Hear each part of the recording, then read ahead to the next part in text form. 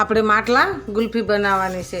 તો માટલા ગુલ્ફી બનાવવા માટે દૂધ લીધું છે. એની અંદર આપણે કસ્ટર્ડ પાવડર નાખીશું. વેનીલા આઈસ્ક્રીમનો પાવડર છે તો એ આપણે અંદર એડ કરીશું. આપણે એને સરસ મિક્સ કરી દેવાનું છે. આપણે એને એકદમ મિક્સ કરી દઈશું.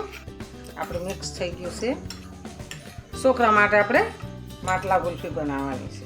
આપણે હવે તપેલી મૂકી છે, એમાં દૂધ એડ કરીશું. આપણે 1 લીટર દૂધ લેવાનું છે. આપણે એને ગરમ કરવાનું છે. વાટકી આપણે ખાંડ નાખીશું. ખાંડ નાખીને આપણે હલાવીશું. આપણે વેનીલા પાવડરને દૂધમાં ગોળી નાખ્યો છે તો આપણે અંદર એડ કરી દઈશું. આપણે એને હલાવીશું. આપણે એને દાણેદાર બનાવવાની છે તો ઘાટું થઈ જાય અને એકદમ મસ્ત થઈ જાય. આપણે ગુલ્ફી સરસ બને ત્યાં સુધી આપણે એને હલાવવાનું છે અને એને ઉકળવા દેવાનું છે. માટલા ગુલ્ફી આવે ને તો છોકરાને કેવી ખાવાની મજા આવે. તો આપણે એ રીતની ગુલ્ફી બનાવવાની છે.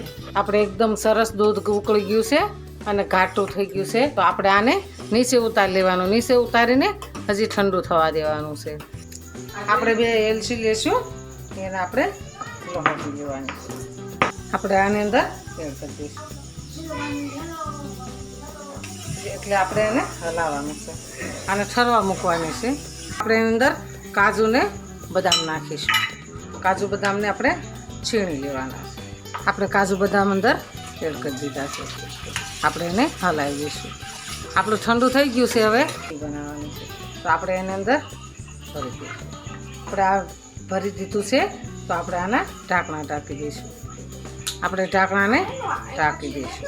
એટલે સરસ પેક થઈ ગયું છે તો આપણે આને ફ્રીઝરમાં મૂકી દઈશું. આપણી માટલા ગુલ્ફી સરસ તૈયાર છે. એકદમ મસ્ત બની ગઈ છે. એકદમ સરસ બની ગઈ છે. તો હાલો ખાવા. જો અમારો વિડીયો ગમે તો લાઈક, શેર અને સબસ્ક્રાઈબ કરી દેજો. રાધે રાધે.